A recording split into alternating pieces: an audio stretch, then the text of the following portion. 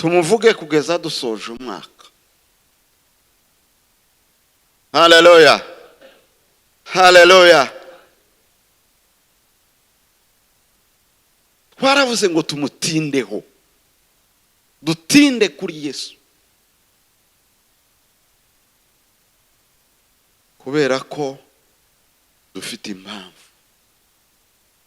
Dufite impamvu, hari impamvu zigomba gutuma dutinda kuri Yesu kuruta uko twatinda ku bindi bintu ibyo ari byo byose. Nagumye gutekereza kuri izi mpamvu. Kuwa gatanu twavuze impamvu zibiri zigomba gutuma dutinda kuri Yesu, ariko nazitekereje numva ni nyinshi cyane. Haleluya, ni nyinshi cyane. Ariko nongera mvuga izindi zibiri uyu munsi, ni nyinshi cyane. Wa gatanu twaravuze ngo impamvu ya mbere igomba gutuma dutinda kuri Yesu, wasanze yuko ngo niwe shusho y'Imana itaboneka. Imana ishimwe, niwe shusho y'Imana itaboneka. Cya kabiri twaravuze ngo niwe wenyine, niyo nzira yonyine, niwo murongo wonyine uzutuma dushobora gusabana n'Imana. Niwo murongo wonyine waduhuje n'Imana. Twasanze Imana ngo itazaga yegerwa. Oya. Nasomye amagambo, Bibiliya iravuga ngo hari n'umunsi Imana ngo yabwiye Mose ngo iramubwira ngo bamaze kurema ca gishushanyo. Wa munsi ngo bari baremye igishushanyo c'ikimasa, ngo bahaye baririmba, ngo bahaye batamba, bahaye bavuga ngo iyi niyo Mana yadukuye muri Egiputa. Ngo Imana ibwira Mose ngo ubu bwoko bwawe ndaburimbura. Mose ngo amaze kuja imbere y'Imana aramubwira ngo nyabona wabukoza amakosa. Imana ngo yibuza uburakari, ariko Imana ngo iramubwira ngo sinshobora kugendana nabo, sinshobora kugendana nabo, ngo kuko ngo ngendanye nabo gato nabica nk'abamara. Yazaga yegerwa, ariko twayegerejwe na Yesu. Haleluya, twayegerejwe na Yesu. Niyo mpamvu rero tugomba gutinda kuri Yesu, niwe wenyine watwegereje Imana. Haleluya, haleluya. Imana ishimwe cyane. Hari impamvu nyinshi, hari impamvu nyinshi. Abo twari kumwe kuwa gatanu narambwiye ngo uzatinda kuri Yesu. Imana ishimwe, Imana ishimwe cyane. Haleluya. Naravuze ngo nubwo hanza hari ibintu abantu bari gutindaho kandi bigakurura imbaga y'abantu benshi, bigakurura benshi. Ariko narababwiye ngo niyo nimushake muzabe bake, ariko tuzatinda kuri Yesu. Haleluya, haleluya. Nimushake muzabe bake, ariko tuzatinda kuri Yesu, kubera ko dufite impamvu. Hari impamvu, hari impamvu.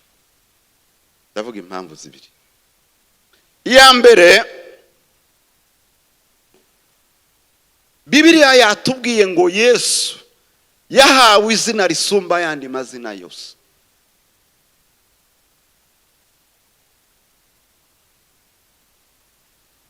None se nimba ari ufite izina risumba yandi mazina yose, murumva undi muntu twatindaho nindi?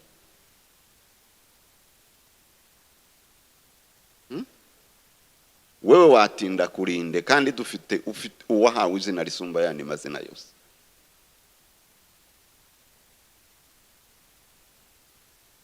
Kandi ayo mazina Yesu aruta saya abantu gusa. Oya. saya abantu. Bibiliya yatubwiye ngo yahawe izina risumba yandi mazina yose, ngo kugira ngo amavi yose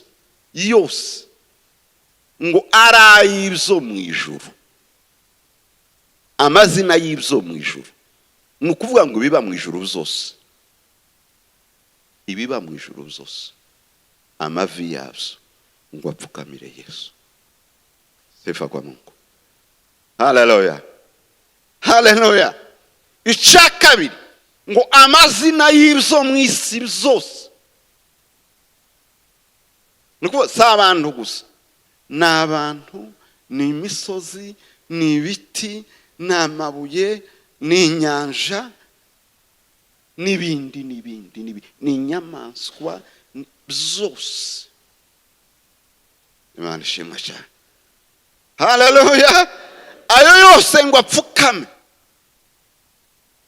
Nuko ni amazina y'inyenyeri, n'ay'ukwezi, n'izuba, zose ngo amavi yabyo ngo apfukame. Ndetse ngo n'amazina y'ibyo munsi y'isi. Haleluya, haleluya. Yose ngo apfukamire Yesu. Yesu yahawe izina riruta iry'ibyo bintu byose. Hanyuma aravuga ngo haba n'indimi zose, indimi zose, indimi zose. Haleluya, indimi zose.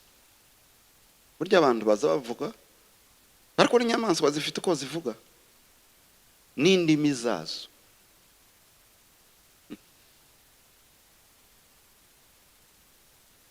Hari umunsi Yesu yinjira ngo Yerusalemu ahetswe n'indogobe, ngo abayuda ngo bishaka kubagwa nabi, bashaka ngo gucecekesha abantu. Ariko Yesu ngo arababwira ngo nubwo aba bantu bose boceceka, aba bagaceceka bose, ngo arababwira ngo aya mabuye. Imana ishimwe cyane. Haleluya. Aya mabuye n'ibi biti ngo byandirimbira, byampa icubahiro. Ni ukuvuga ngo ibyaremwe byose, indimi z'ibyaremwe byose nazo zose ngo zivuge gukomera kwa Yesu. Haleluya, haleluya. Yesu, impamvu ya mbere tugomba kumutindaho, niwe ufite izina risumba yandi mazina yose. Sifa kwa Mungu. Haleluya, haleluya.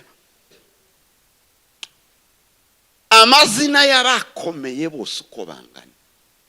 Umwanditsi w'Abaheburayo yashatse kubyandika, haravuga ngo mu mateka, isomye amateka ya Bibiliya, hari abantu Bibiliya zipointinga ikavuga ngo aba bari abagabo, aba bari abagabo. Hari naho yanditse uyu mwanditsi w'Abaheburayo, haravuga ngo haba n'isi, haba n'isi ko ntiyari ikwiriye ko bayibamo. Bari abagabo b'ibitangaza, ngo n'isi ntiyari ikwiriye ko bayituramo. Ariko abo bose Yesu arabaruta. Sifa kwa Mungu, sifa kwa Mungu. Arabaruta, arabaruta. Kuwa gatanu twabayenga bavuga kuri Mose, ariko umwanditsi w'Abaheburayo azavuga ngo Mose yari umugabo watunganye, ngo akora umurimo w'Imana neza, ngo aratungana, ariko ngo atungana ngo ameze nk'umugaragu ngo mu nzu y'Uwiteka. Imana ishimwe cyane. Akora neza, arashimwa, kandi yari igitangaza. Mose yari umugabo w'igitangaza. Zatumye ngo n'Imana, kubera ko nayo yari izi neza imbaraga Mose afite mu bwoko bwe, ngo iramwica amaze gupfa, ngo ihisha intumbi, irayihisha. Ngaho zandekereza, ngaho Imana yari yatekereje avuga ngo iyi ntumbi ya Mose nibayibona barayigira Imana. Imana ngo irayihisha, ngo iramuzamura. ntabuze nimba yarapfuye ariko biri zivuga ngo Imana iramushingura yonyine ariko ntibaza aho yashinguye irayihisha. Mose yarakomeye cyane ariko uyu mwanditsi aravuga ngo aza mu nzu y'Imana ngo yakiranutse nk'umugaragu ariko ngo Yesu ngo ase weze Imana icobahiro. Haleluya. Ariko ngo Yesu ngo aze ngo mu nzu y'Imana ngo ayibamwo ngo agaragara nk'umwana ngo utwara urugo rwase uyobora urugo rwase. Imana ishimwe cyane. Imana ishimwe cyane. Nasomye amagambo uyu munsi ikiganiro umugabo witwa Yohana Mubatiza yagiranye n'abantu. Hari ubwo Yesu yigeze kuvuga ngo aravuga ngo mubazawe n'umugore bavutse ku bagore ngo ntawe uhwanye na Yohana Umubatiza. Mwumva ko yarakomeye. Ariko Bibiliya zimuvugaho ibintu nk'abingahe. Icyambere Bibiliya zivuga ngo bakiri mu nda bombi, Yohana na Yesu bakiri mu nda bataragera imusozi bombi, kubera ko ababyeyi babo bari bafitanye amarelation. Ngo Mariya amaze gusama inda ngo marayika yari yamubwiye ngo haba na mugenzi na mwene wanyu Elizabeth ngo nawe aratwite, kandi urabizi ko yari ingumba yarageze igihe atabyara nawe aratwite. Bukeye ngo aja kumusura ngo bahoberanye. Imana ishimwe cyane. Haleluya. Ngo bahoberanye Yohana amenya ko ahuye n'umuruta. Sifa kwa Mungu. Sifa kwa Mungu. Haleluya. Ngwara Yohana ngo bahoberanye banyina ngo bahoberanye ngo arasimbagurika mu nda. Imana ishimwe cyane.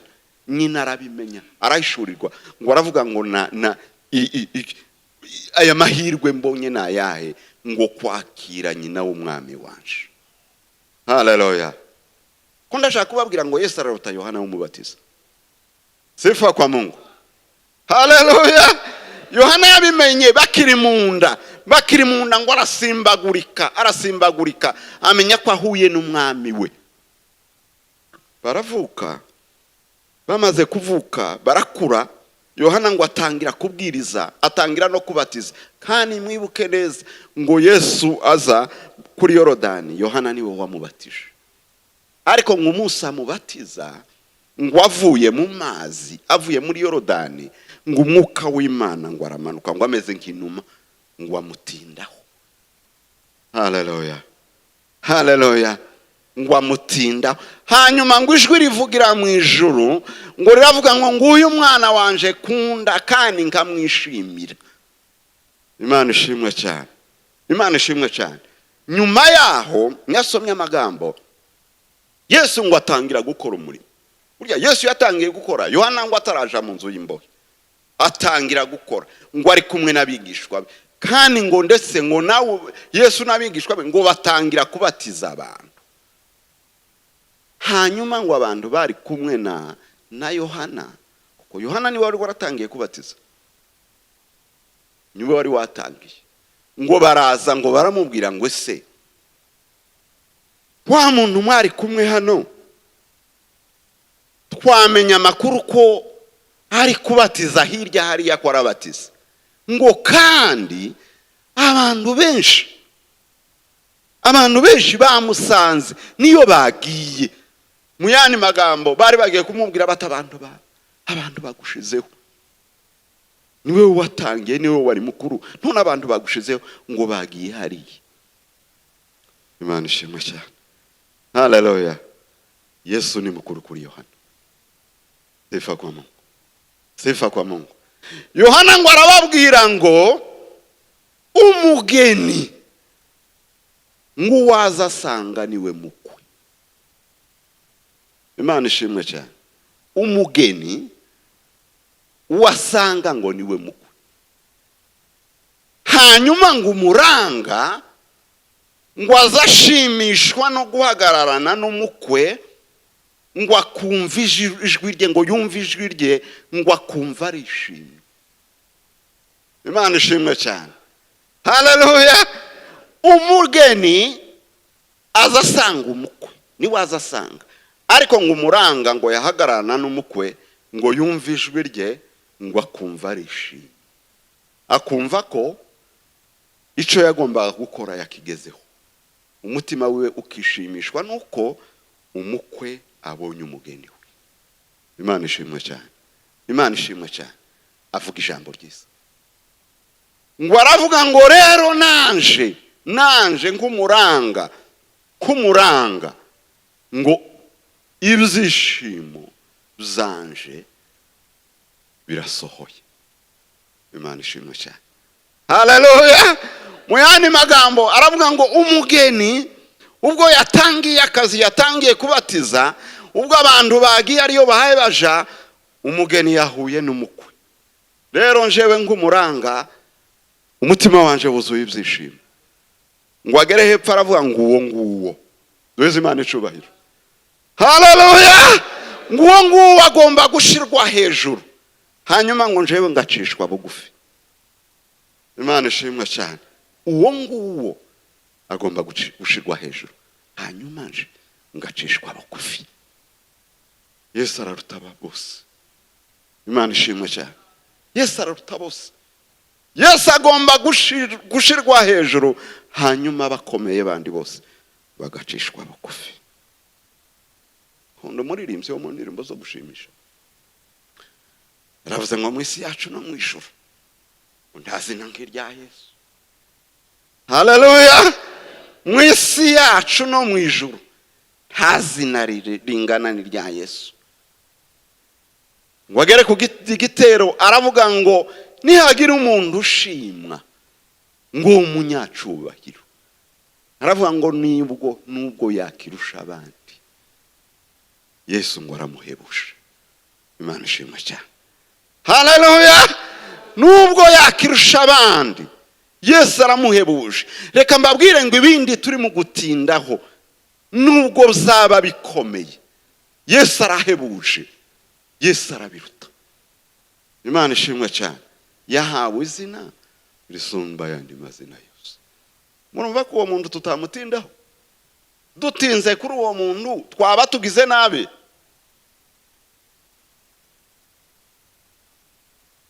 Dukomeje kubabwira uwo muntu twaba turi kubabwira ubusa. Haleluya. Haleluya. Haleluya. Mureke dutinde kuri Yesu. Yahawe izina risumba ayandi mazina yose. Imana ishimwe cyane. Haleluya. Yahawe izina risumba ayandi mazina yose. Cya kabiri, bavuze murongo wundi twasomye ngo Yesu Kristo ko yarari ejo ngo n'uyu munsi niko ameze kandi ngo niko azahora witeka ryose. Ndashaka kubabwira ngo Yesu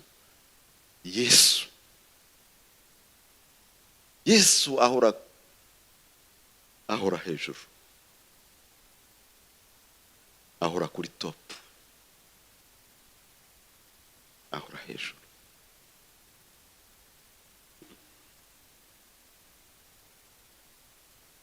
Buriya abisi bose abakomeye bo mu isi mu madomene yose, mbabwire ngo mu madomene yose umuntu ashobora kuba hejuru y'abandi imyaka ingahe, ariko ya myaka yaje kurangira akaba havutse abandi basubiye muri wa mwanya. Siko bimeze?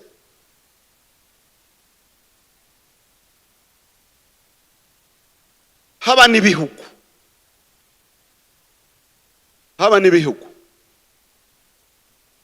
timubona ubu tuvuga Amerika. Mu myaka ya kera siyo yari ikomeye, kandi we nano mu bindi myaka izaza izaba igikomeye.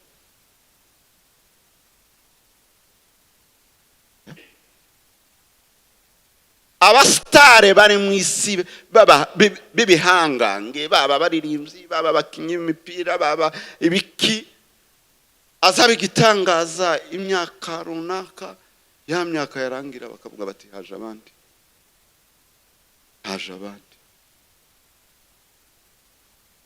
Umugabo akabarakomeye hariko byagera mu myaka runaka mukaza musigara muvuga n'abana bakaza bati yo batasiga bati yarahwishe. Ntimubizi, ntimubazi abagabo bagahagarara ari abanyejambo, bavuga bagaca imanza bagategeka abandi, ariko byagera mu myaka imwe wazosigara mubaza n'abana yabyaye akabayoberwa. Hari umusaza mwene wacu ubushize twahuriye ahantu, twari nk'abatatu cyangwa bane, aratubwira ngo nimunibwire, atariko ikibazo nsigaye mfite muri iyi minsi, ati uko mungana gutya, ati muraje kurangiza kumbwira, ati namaze kwibagirwa uwavuze mbere. Ngo amara atubwira ati kandiga ntimugire ngo nuko nahoze. Siko nahoze, suko nahoze, nagiraga ubwenge, narinzi ibintu, suko nahoze. Ariko ndashaka kubabwira ngo Yesu Kristo mweze cubahiro, haleluya. Yesu Kristo ko yararejo n'uyu munsi niko ameze, kandi niko azahora iteka ryose. Imana ishimwe cyane. Uwo muntu tworeka kumutindaho, umuntu utazuva kuri top. Haleluya. Uwo muntu tworeka kumutindaho gute? Uko yahoze kera. Bibiliya izimbwira ngo haraho hariya mu migani yanditse, Bibiliya umwanditsi w'imigani azavuga ngo ni bwenge, niko azamwita ngo ni bwenge, igice cya 8 ngo ni bwenge. Yesu aravuga ngo isi itararemwa ngo nari mpari, ngo igihe Imana yaringanizaga isi, igihe Imana yapimaga isi, ikazivuga ngo aharaje inyanja, ahaje imisozi, ahabe imirambi, ahabe imisozi miremire, bigende gute?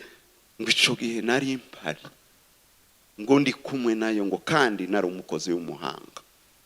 Imana ishimwe cyane, Imana ishimwe cyane. Yohana ngo aje kwandika aravuga ngo mbere na mbere hariho jambo, kandi ngo jambo yari Imana. Sifa kwa Mungu, haleluya. Kandi ngo jambo yahoranye n'Imana, ngo nta kintu na kimwe caremwe itaremwe n'uwo jambo. Uwo ni Yesu. Nukuvuga ngo isi tarabaho, Yesu yari kuri top. Imana ishimwe cyane, haleluya.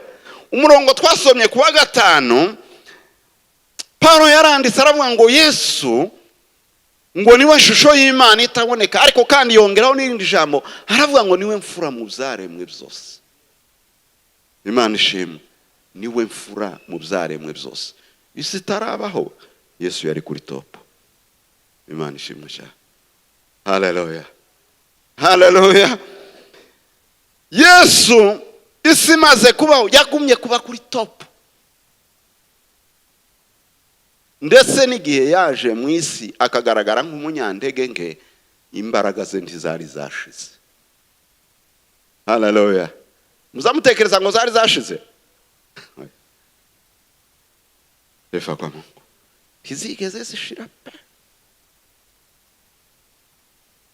kuko yazaga anyuzamo umunsi umwe agashaka kubereka ko zose zikimwuzuyemo. Umunsi umwe ngo abigishwa ngo bari mu nyanja, ngo baje kubona ngo babona umuntu wawe ugendera hejuru y'amazi. Haleluya, haleluya.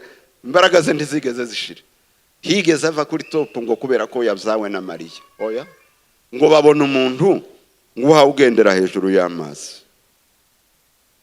ngo baritekereza ngo baravuga ngo ariko noneho uyu ninde ni umuzimu ni ibiki, ariko ngo baje kubona ngo babona ni Yesu. Imana ishimwe cyane. Haleluya, haleluya. Uko yararejo n'uyu munsi ni kwa ameze, kandi ni kwa azahora iteka ryose. Uwo muntu tworeka kumutindaho, tworeka gutinda ku muntu utashobora gutakaza imbaraga.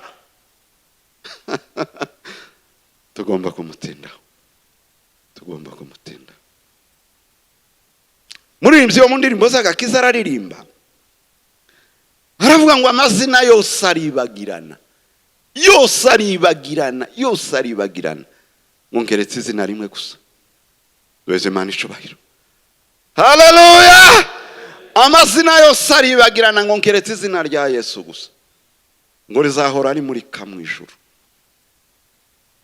Niryo zina ritazaryibagirana, niryo zina ritova kuri pose, niryo zina ritotakaza imbaraga, ni izina rya Yesu. Haleluya, haleluya. Ngo rizahora ari muri kamwe ijuru. Yesu ni umunyembaraga kandi azazihorana. Arazifite uyu munsi ariko azazihorana. Nasomye amagambo Yohana yigeze kumubona, yaramubonye kenshi ku karwa ka Patimo, agenda abona ibintu byinshi, ariko nasomye ahantu igice cya 19 cy'Ibyahishuwe, aravuga ngo nagiye kubona ngo mbona yuko ijuru rikinguka, mbona ngo ijuru rirakinguka, ngo ngiye kubona ngo mbona ifarasi y'umweru, hanyuma ngo uyicayeho. Nasomye aya magambo ndatangara, yavuze amazina agera nko kuri 5 cyangwa 6, ahavuga umuntu umwe gusa, ngo mbona wicaye kuri iyi ntebe, kuri farasi, ngo yitwa uwo kwizerwa. Imana ishimwe cyane. Haleluya. Ngo yitwa uwo kwizerwa kandi ngo ukuri. Imana ishimwe cyane. Haleluya. Yongeraho aravuga ngo ni uca imanza zitabera, kandi ngo ni urwana ngo intambara ngo zikwiye. Duheze Imana icubahiro. Haleluya. Murumva tutatinda kuri uwo muntu ngo ni wo kwizerwa, yitwa ngo uwo kwizerwa. Icya kabiri ngo akitwa ukuri, ngo ni uzuca imanza zitabera, hanyuma ngo akanarwana n'intambara ngo zikwiye. Twaba intambara zitakwiye. Haleluya, haleluya. Aravuga ngo amaso ye ngo meze nk'ibirimo by'umuriro, kandi ngo afite amakamba. Bibiliya yera iravuga ngo afite ngo ibisingo byinshi, ariko nasomye bino ijambo ry'Imana iravuga ngo yambaye amakamba menshi. Hanyuma aravuga ngo afite izina, ngo afite izina ngo ritazwi n'undi muntu wari we wese, ngo ngeretse we wenyine gusa. Ariko izina naritekereje, agira ngo izina ritazwi n'undi muntu wari we wese, ngo ngeretse we wenyine gusa. Natekereje nicaye, ndavuga munsi twageze mu ijuru tuzamubazira izina, ngo ni urizi wenyine gusa. Haleluya. Ngo nta wundi urizi, ngo arizi wenyine. Sifa kwa Mungu. Arongera aravuga ngo umwenda ngo yari yambaye ngo ni umwenda ngo winitswe mu maraso, ngo yambaye umwenda ngo winitswe mu maraso. Arongera avuga ngo yitwa jambo ry'Imana. Imana ishimwe cyane. Haleluya. Yitwa jambo ry'Imana, yitwa jambo ry'Imana. Hanyuma ngo agiye kubona ngo abona ko ingabo ngo zo mu ijuru ngo nishi ngo zimukurikira nazo zihetswe n'andi mafarasi ngo y'imyeru, kandi ngo izo ngabo zo mu ijuru ngo bose ngo bari bambaye imyenda y'ibitare ngo itanduye. Imana ishimwe cyane, itanduye. Hanyuma aravuga ngo abona ko mu kanwa ke ngo hari ko havamwo ngo ijwi rye ngo ryari rimeze nka kurya kw'inkota. Mu kanwa ngo hari ko havamwo ijwi ngo rimeze nka kurya kw'inkota. Haleluya, haleluya. Mwamaze kumva amazina menshi yamuvuzeho, mwayumvise. Hanyuma Yohana ngo agiye kwitegereza ngo abona ku kibero ce ngo no ku mwenda we ngo abona handitseho andi mazina, ngo abona handitse ngo ni umwami w'abami, ngo ni umutwaro utwara abatwara. Duheze Imana icubahiro. Haleluya. Ni umwami w'abami, ni umutware utwara abatwara. Imana ishimwe cyane. Uwo ni wewe Yesu, uwo ni we tuzatindaho. Umwami w'abami, umutwaro utwara abatwara. Sifa kwa Mungu, sifa kwa Mungu. Uko yarari ejo n'uyu munsi niko kimeze, kandi niko azahora iteka ryose. Imana ishimwe cyane. Haleluya, haleluya. Ntagiye kumanuka, ntagiye kuva kuri top. Imana ishimwe cyane. Dufite impamvu zo gutinda kuri Yesu. Afite izina risumba ayandi mazina yose. Icya kabiri, ntabwo azahinduka. Uko yahoze niko azahora iteka ryose.